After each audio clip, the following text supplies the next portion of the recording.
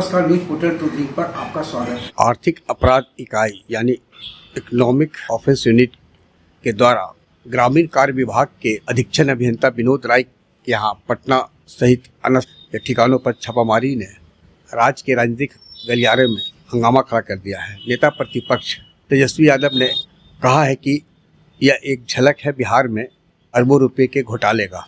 तेजस्वी यादव ने कहा है कि 10 करोड़ रुपए जला दिए गए, जले हुए नोटों की राख से पाइप बंद हो गया, तब बचे कुचे नोट बरामद किए गए। उन्होंने कहा कि पूरा बिहार जानता है कि ग्रामीण कार्य विभाग का कौन मंत्री है। आजकल उस विभाग की काली कमाई से वे हेलीकॉप्टर से उड़ रहे हैं। वहीं दूसरी ओर आर्थिक अपराध इकाई के द्वारा कार्रवाई की गई है, उसमें करीब 40 करोड़ रुपया नगद और कई लाख रुपया जला हुआ नोट बरामद किया गया है। विनोद राय को रिमांड पर आर्थिक अपराध इकाई लेने के लिए माननीय अदालत में अर्जी दाखिल कर रखी है। वहीं उनकी पत्नी से आर्थिक अपराध इकाई की टीम ने पूछताछ की है। अब इस पूरे मामले में आर्थिक अपराध इकाई की ओर से जो सूत्र बताते हैं कि सीतामढ़ी और मधुबनी से संबंधित अभियंता जो विनोद राय हैं, उनका क्या कार्यशैली रहा है, टेंडर कैसे किया गया है, पूरी इसकी प्रोफाइल की जांच की जा रही है। और यह भी बताया जाता है या चर्चा है कि राजनीतिक गलियारों में कि ग्रामीण कार्य विभाग के मंत्री अशोक चौधरी हैं और ग्रामीण कार्य विभाग के ई टेंडरिंग को लेकर डिप्टी सीएम विजय सिन्हा के द्वारा पूर्व में कैबिनेट की बैठक जो हुई थी, उस वक्त भी सवाल उठाया गया था कि इससे बड़े बड़े ठेकेदारों को फायदा हो रहा है, स्थानीय स्तर पर इसका लाभ नहीं मिल रहा है छोटे ठेकेदारों को। अब यह देखना है कि जो ग्लोबल टेंडरिंग हो रही है उसके पीछे क्या जो तकनीकी कारण है, वैधानिक कारण है, वह सही है या गलत।